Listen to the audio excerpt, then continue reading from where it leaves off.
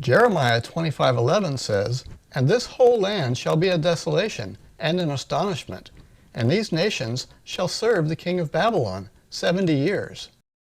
However, Judah did not serve Babylon 70 years, nor did the other nations referred to in verse 11. The 70-year prophecy, instead, points to the time that Judah would be a desolation and an astonishment. Serving the king of Babylon is secondary, and the 70-year prophecy is better understood by omitting this incidental fact as a parenthetical statement.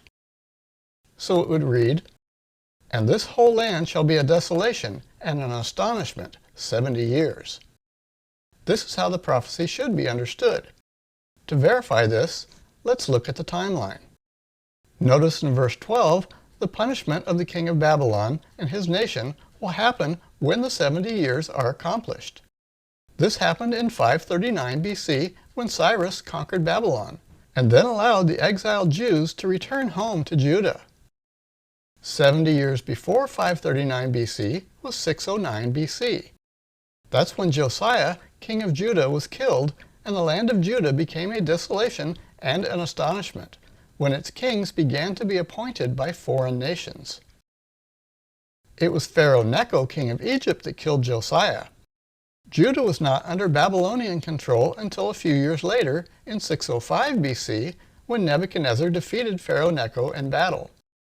So Judah was only serving Babylon for 66 years of their 70-year desolation, not all 70. What about the other nations? How long did they serve Babylon? Edom started around 587 BC, so Edom only served Babylon about 48 years, not 70. The Ammonites were conquered sometime in the 580s BC, so they only served Babylon for 40-some years, not 70. Tyre surrendered peaceably and agreed to serve Babylon around 573 BC, so Tyre only served Babylon about 34 years, also not 70.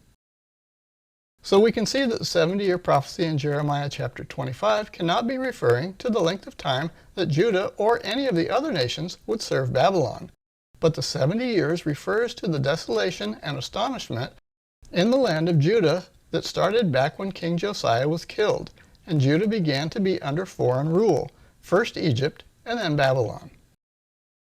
Finally, let's notice 2 Chronicles 36:21. "To fulfill the word of the Lord by the mouth of Jeremiah, until the land had enjoyed its Sabbaths. All the days that it lay desolate, it kept Sabbath, to fulfill 70 years.